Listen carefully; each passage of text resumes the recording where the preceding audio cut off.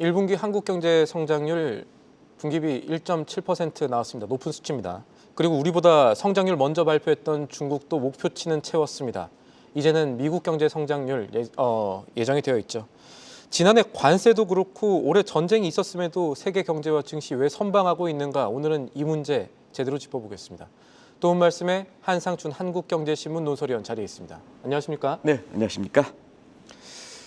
자, 위원님, 제가 오프닝에도 말씀드렸지만 사실 유가도 불안하고 여러 가지 불안 요소들이 많아 왔는데도 증시가 나쁘지 않은 것 같습니다. 이 오늘 큰 질문을 던지고 싶은데 왜 이런 모습 나타나는 겁니까? 네, 시장에서는 트럼프의 반란이죠. 작년에 관세 때리고 그다음에 올해 전쟁이 발생했지만 사실 증시라든가 경제 측면에서는 굉장히 선방하고 있다. 그중에 한국이 세계 기록 얘기하는 데인데요. 객관적 사실까지 얘기하는 겁니다.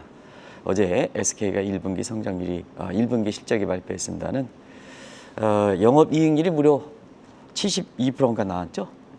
이건 이제 보통 통상적으로 보면 일반 기업들이 보통 마코 레이셔가 한 7에서 10% 정도인데 굉장히 매출액 대비해서 영업이익률이 굉장히 높게 나왔다 이렇게 보겠습니다.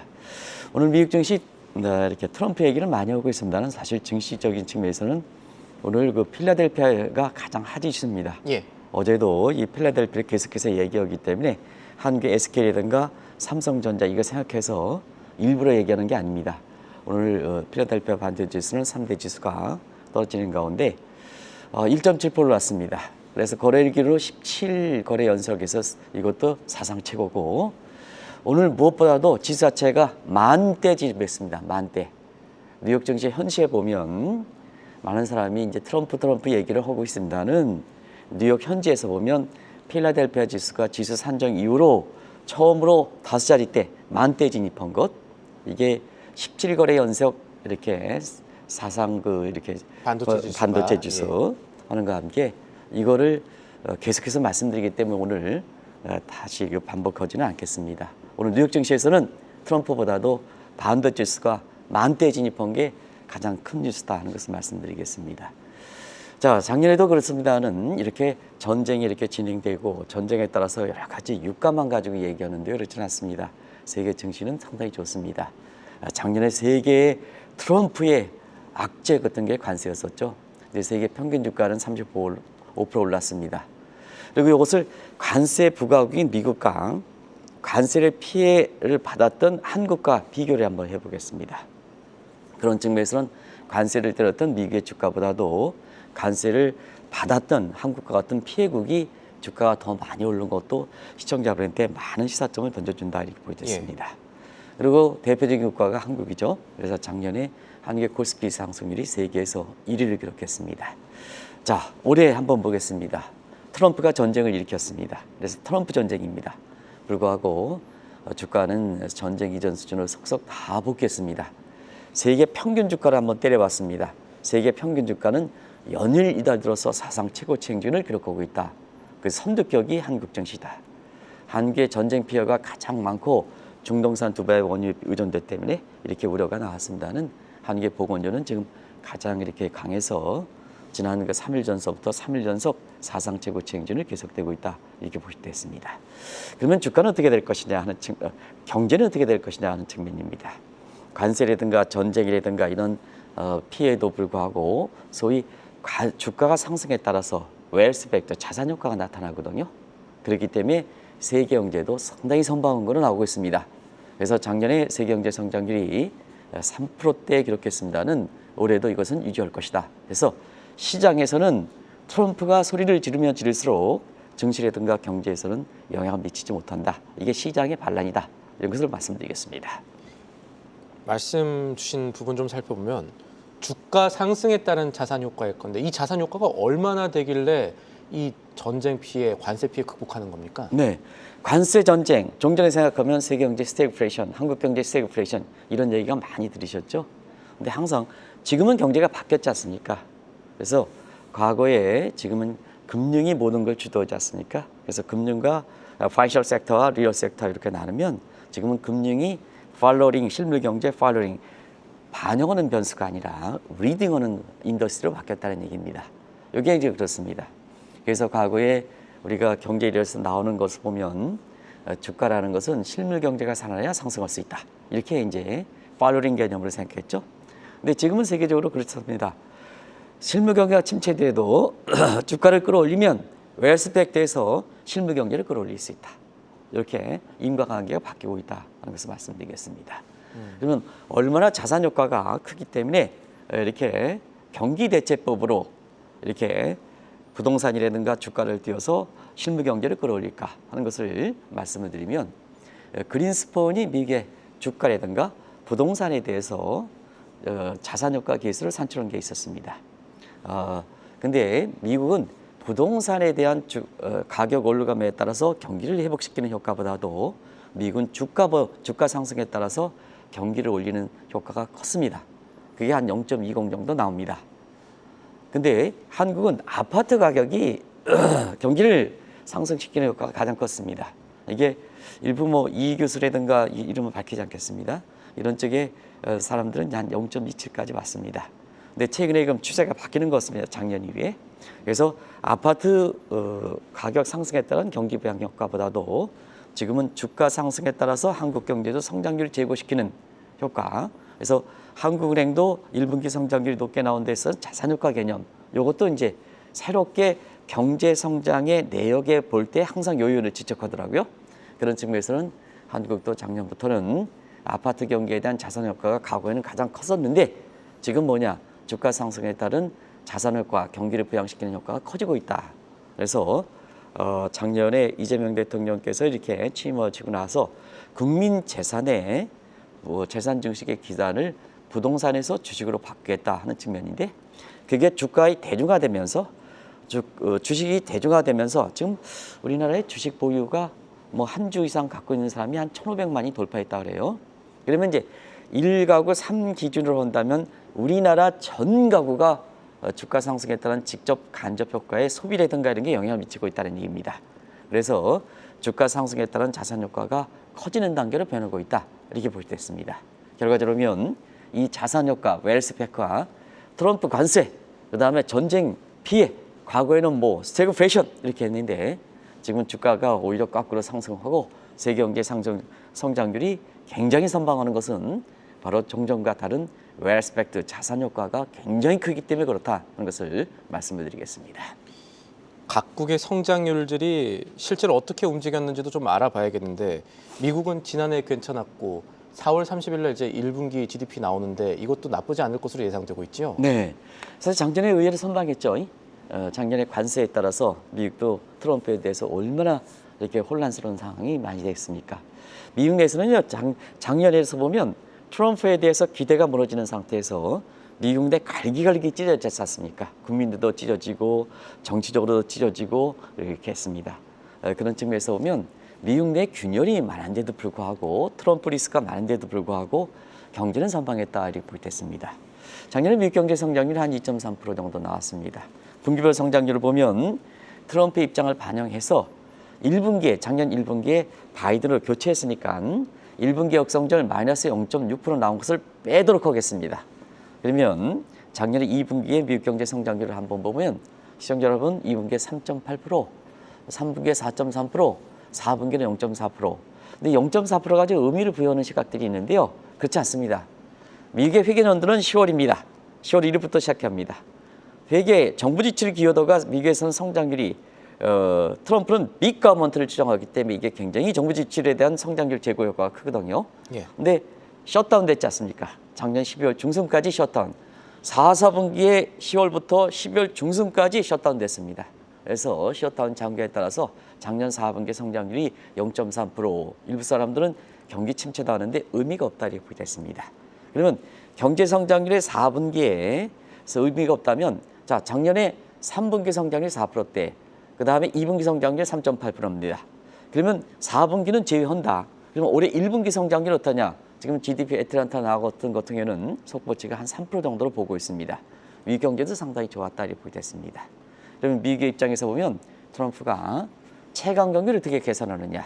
자, 미국은 지금 물가가 올라가고 체감 경기가 상당히 안 좋습니다. 그리고 경제가 있는 사람을 중심으로 해서 있는 기업을 중심으로 해서 올라가다 보니까 밑에 계층들은 경제 성장률이 사실 작년에 2%대, 이번에 1사분기에 3%대 하더라도 미국의 대다수에 있는 사람들은 느끼지 못합니다. 이게 K자 구조이기 때문에 그렇습니다. 예. 트럼프는 지금 있는 사람을 대상으로 경제정책을 피기 때문에 그렇습니다. 이제 화들짝 중간선거를 앞두고 체감 경기를 개선하냐. 지금 전쟁도 제대로 이게 해결하지 못하는 상태에서 체감 경기, 국민들이 체감하려면 어떠냐 하면요. 경제 지표가 나오면 국민이 체감할 때는 또 지표 경기에서 체감 경기까지 시간이 필요한 겁니다. 근데 지표 경기 괜찮더라도 체감 경기는 지금 전쟁에 따라서 불확실하면 느끼지 못하게 되는 거죠. 체감 경기는 더 악화되는 겁니다. 불안해지니까요. 더 불안해지니까요. 더 불안하니까. 그래서 중간 선거에서 이렇게 보면 마지막에 지금 휴전도 지금 이란이 비협조적이니까 휴전을 연장하겠다. 무기한 연장하겠다. 그건 트럼프 뜻이죠. 전쟁에 따라서 이게 본인 자신의 불리하게 되니까 그걸 아주 그냥 그런 쪽은 영리하신 것 같습니다. 미국의 대통령이니까 존칭어를 해야죠. 영리하신 것 같습니다. 그런 거 해가지고 좀 소셜 네트워크에서 많이 이렇게 얘기하는데요. 이게 공식적으로 이거 이스라엘과 레바논이군요. 속보치니까. 이건 또 양측 견해를 좀 물어봐야겠습니다. 트럼프는 3주 연장인데 믿지 못하겠습니다. 중간에 시간 확인되면 이스라엘과 레바논은 정식으로 어떻게 될 것이냐. 지금 헤즈볼라 입장으로 보고 헤즈볼라가 이란 입장을 따라가고 있는데요. 그런 상태에서는 자 이게 저는 개인적으로 이스라엘과 레바논의 휴전이 중요한 게 아니라 이스라엘과 헤즈볼라 간의 휴전이 중요한 겁니다. 지금은 시청자 여러분. 그래서 트럼프의 얘기대로 속보를 칠 만한 상황은 아니라고 생각합니다. 어찌됐든 이만큼 시장의 신뢰가 떨어졌던 이런 상태인데요. 어찌됐든 지금 상태에서는 중간선은 거의 100% 패퇴합니다. 그래서 트럼프 입장에서는 마지막으로 최강 경기를 개최시켜서 11월 중간선거 직전에 옥토버 서프라이즈를 기대하고 있는데요. 지금 상태에서는 트럼프 진영 내조차도 옥토버 쇼크가 될 것이다. 라는 측면에서 중간선거 치르면 오히려 트럼프가 탄핵을 준비해야 되지 않겠느냐 하는 개인적 생각입니다. 조금 전 속보 자막은 도널드 트럼프 대통령의 발언을 인용한 것이죠. 이스라엘과 레바논이 휴전을 3주 연장할 것이다. 본인들은 공식 선언이 아닌 거죠, 알고 있어요? 이것은 이제 백악관에서 시장을 안정시키고 싶어한다 정도의 의미로도 살펴볼 수가 있을 것 같고요. 다시 질문으로 좀 돌아가 보면 미국 경제는 말씀하신 대로 지표는 좋은데 체감이 아직 좋지 않은 이 괴리로 좀 고민을 하고 있겠습니다만 중국 같은 경우도 괴리가 있는 것 같습니다. 지금 우리가 세계 경제 살펴볼 때 중국도 봐야 되는데 내수랑 수출 간의 괴리가 중국이 해결해야 할 숙제가 아니겠습니까? 네, 이스라엘과 레바논 휴전은 있잖아요. 이란과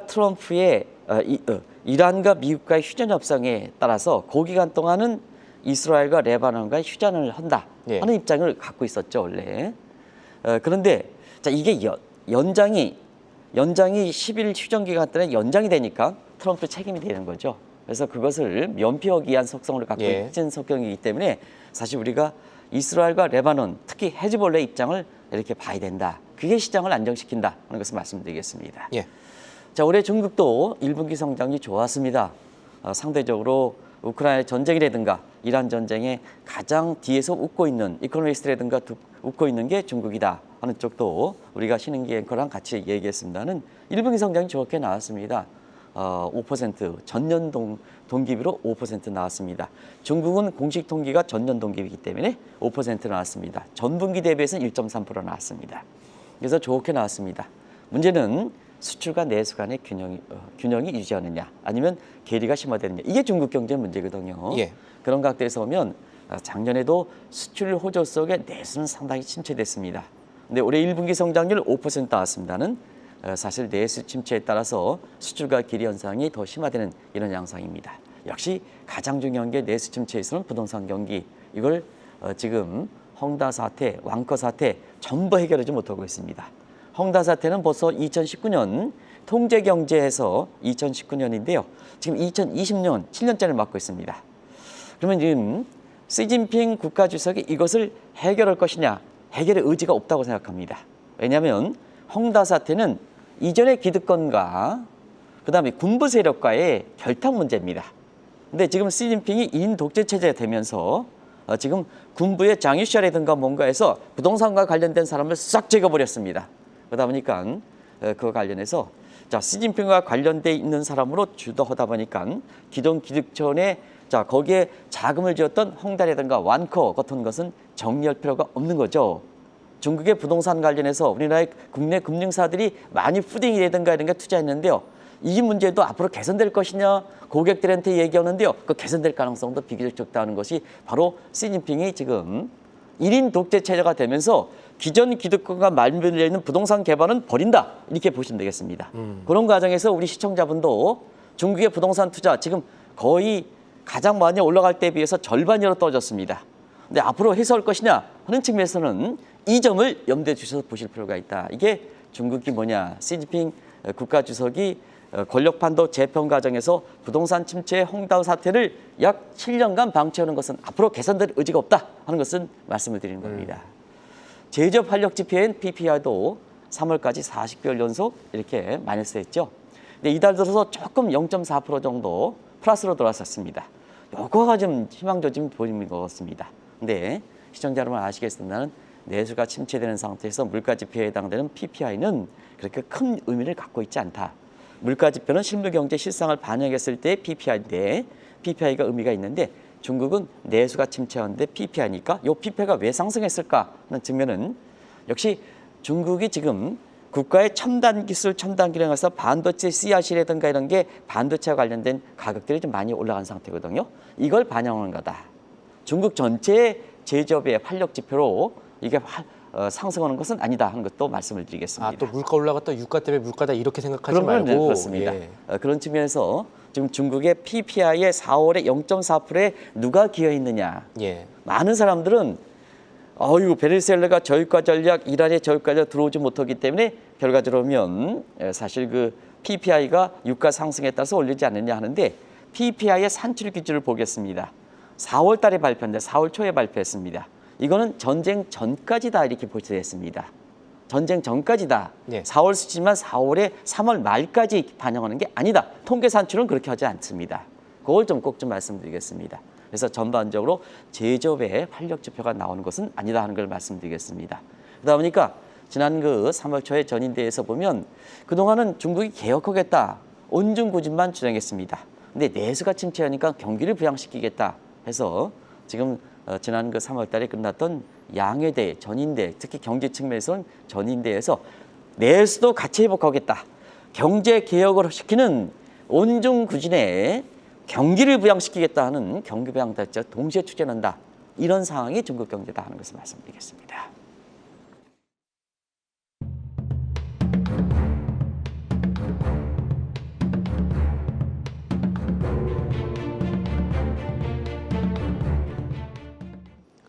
오늘 국제경제 읽기 시간은 세계 경제의 동력과 과제들 짚어보고 있습니다. 위원님, 미국과 중국에 이어서요.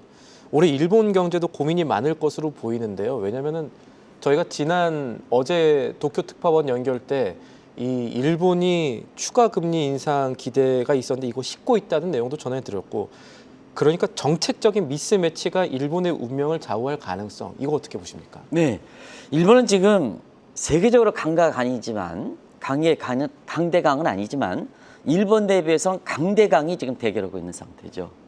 그게 뭐냐?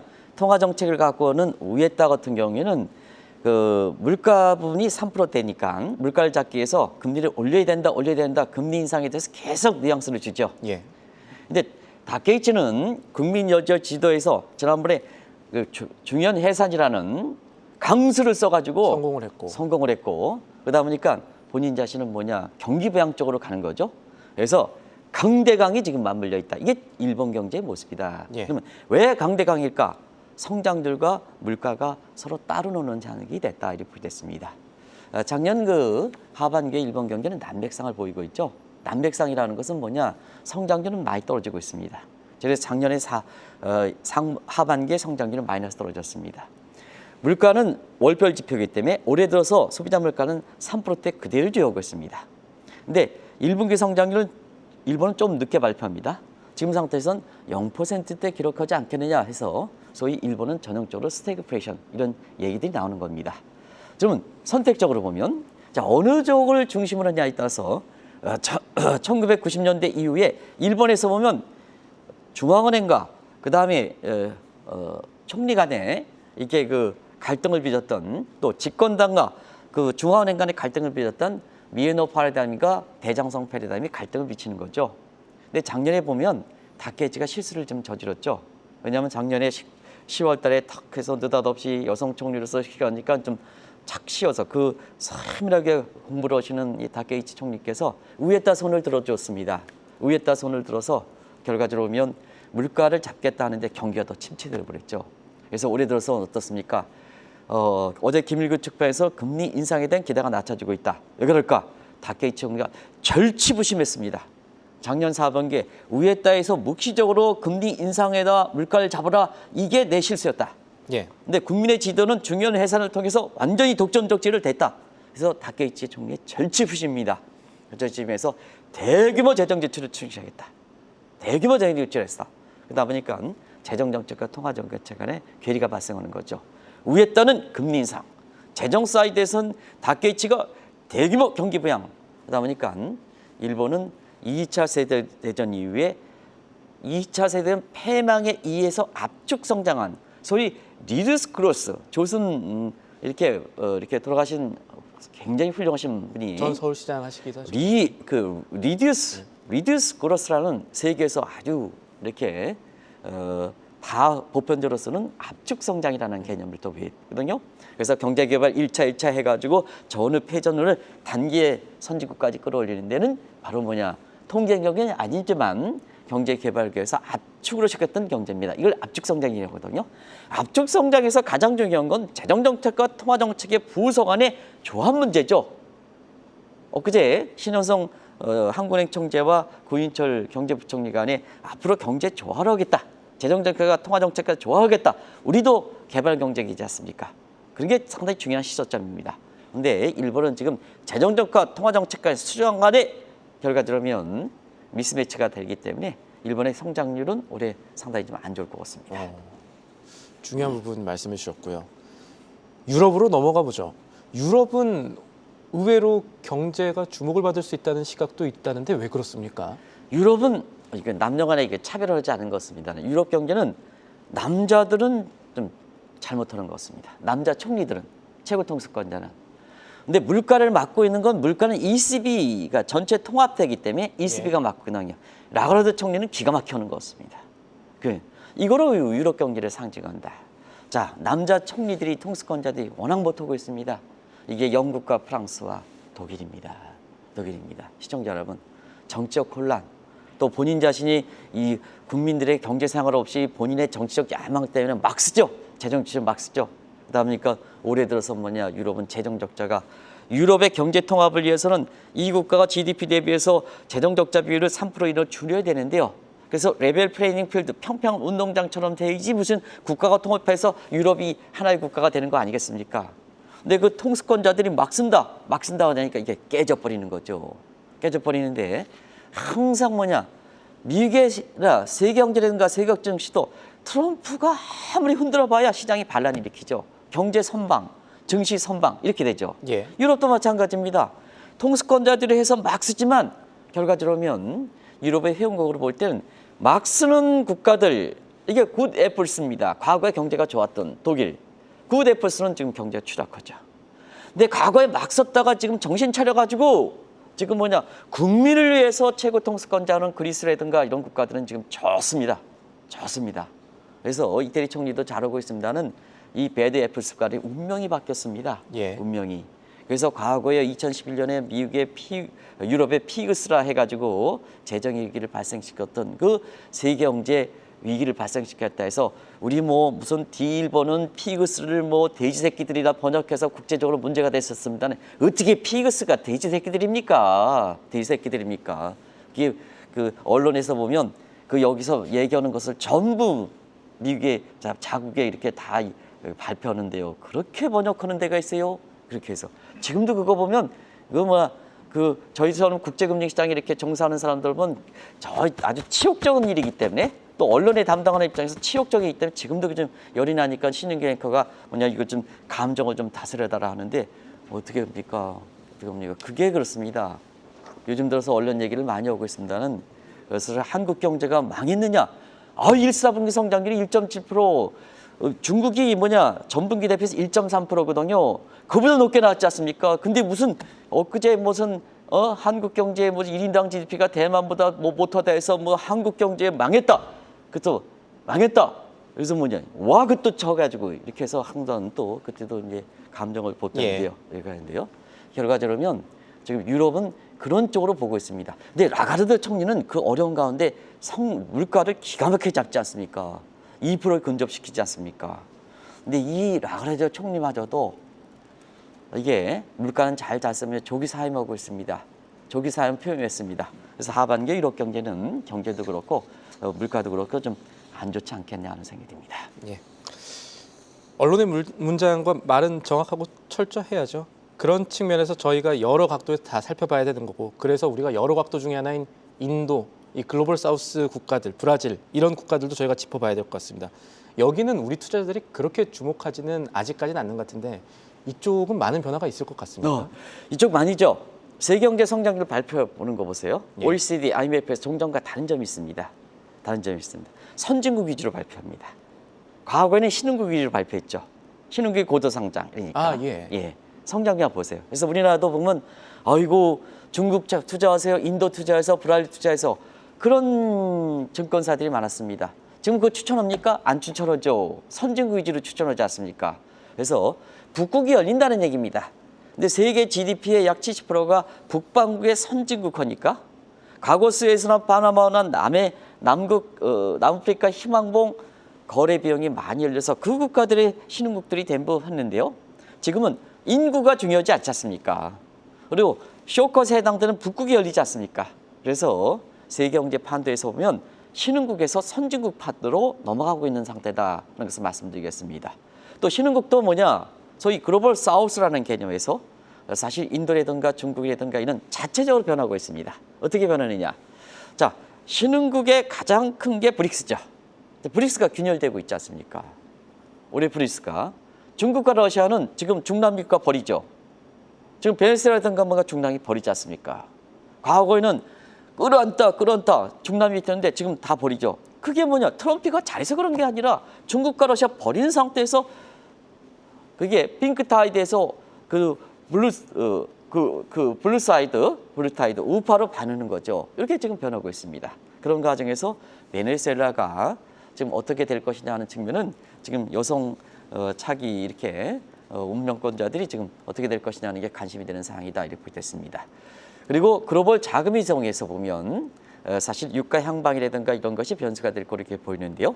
신흥국으로 자금이 유입되는 속도 그런 것은 굉장히 뭐냐? 지금은 선진국에서 신흥국, 이게 신흥국에서 선진국이 아니라 선진국 내부에서 자 미국이냐 한국 선진국이니까 자 한국이냐 선진국 내부에서 글로벌 자금이다. 근데 과거에는 신흥국에서 선진국, 선진국에서 신흥국 이게 아닙니다. 그만큼 신흥국의 위상들이 떨어지고 있다 하는 것을 말씀드리겠습니다. 그래서 무슨 중국 추천, 인도 추천, 브라질 추천 이거는 이미 코로나 사태 이후에 중국 추천, 인도 추천 사실 수익률이 거의 없습니다. 그래서 인도 현지에서 나오는 특파원 연결하는 사람한테 죄송합니다는 인도 주가 뭐 올라왔습니까? 작년에 세계 평균 주가가 올라가는데 인도 주가 상승률이 거의 올라가지 않았습니다. 그런 모습이 지금 전개되고 있다.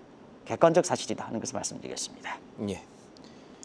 저희가 국제경제 읽기 시간에 마지막 질문 한국 경제를 위해 남겨놨는데요. 위원님, 어제 한국 1분기 성장률 분기비 1.7%, 미국식인 연율로 하면 6.9% 명백하게 높은 수치인데 중동 전쟁으로 가장 피해가 우려됐었던 우리나라, 물론 반도체 효과라고 치부할 수도 있겠지만 이 높은 성장률 우리가 어떤 시사점 찾아야 됩니까? 네, 한국에서도 지난달에 1분기 성장률이 0.9%다 하는데 이 방송을 통해서는 그렇지 않습니다. 더 높을 수 있습니다. 1% 나오고 최대 2% 가능합니다.